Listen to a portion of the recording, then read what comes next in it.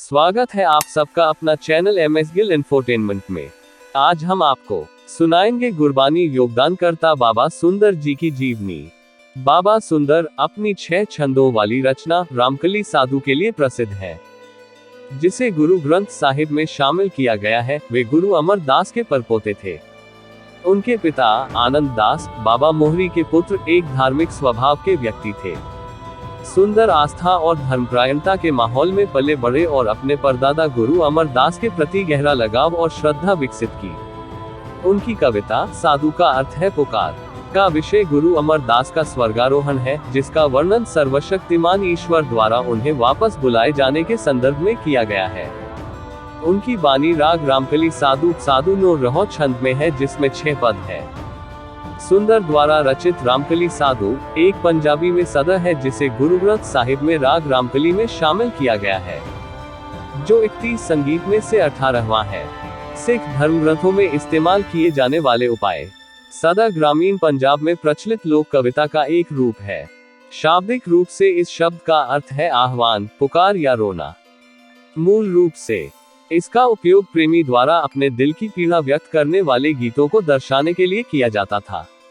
समय बीतने के साथ यह मृतकों के प्रेम और आराधना में गाए जाने वाले गीत में बदल गया।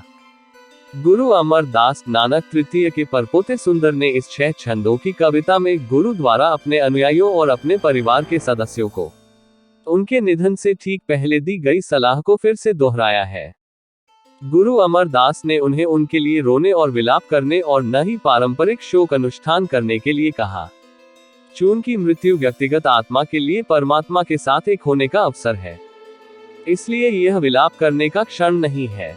कविता एक आह्वानात्मक पंक्ति से शुरू होती है, जिसमें भगवान को इस ब्रह्मांड का दयालु भगवान और तीनों लोकों में अपने भक्तों की देखभाल करने वाला कहा जाता है।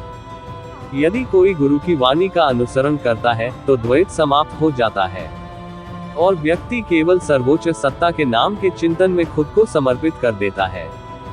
ये नाम सिमरन का उपहार था, जो गुरु अमरदास को उनके पूर्वज गुरु नानक और गुरु अंगद जी से मिला था और जिसने उन्हें सर्वोच्च पद प्राप्त करने में मदद की। जब मृत्यु का आह्वान आया तो गुरु अमरदास अपने नाम के ध्यान में लीन हो गए।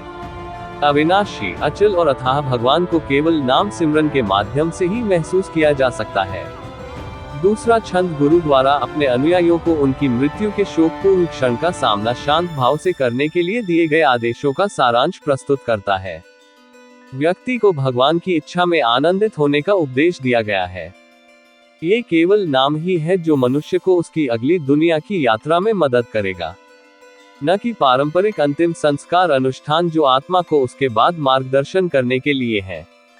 पहले व्यक्ति में लिखे गए अगले 2 छंद अपने अनुयायियों को गुरु की अंतिम सलाह का गठन करते हैं। और रिश्तेदार, चूंकि ईश्वर की ओर से मृत्यु का आह्वान बिना पालन किए वापस नहीं किया जा सकता, किसी को भी अपनी मृत्यु के समय दुखी या रोना नहीं चाहिए, बल्कि इस क्षण को आत्मा के लिए भगवान के साथ एक होने के अवसर के रूप में लिया जाना चाहिए।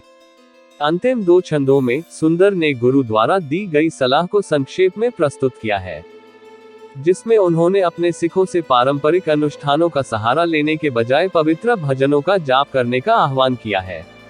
साधु का समापन गुरु अमरदास द्वारा अपने बेटे मोहरी और सभी सिखों को गुरु रामदास को श्रद्धांजलि देने के लिए कहने के साथ होता है, जिन्हें उन्होंने अपना उत्तराधिकारी बनाया था। साधु को आमतौर पर गुरु ग्रंथ साहिब के पाठ के समापन पर अंतिम संस्कार के हिस्से के रूप में सुनाया जाता है। अपना कीमती समय निकालकर हमें सुनने के लिए सभी प्रिय मित्रों को धन्यवाद और अधिक सिख ऐतिहासिक साखियां सुनने के लिए हमारे साथ बने रहें। वाहेगुरु जी दा खालसा, श्री वाहेगुरु जी दी फतेह।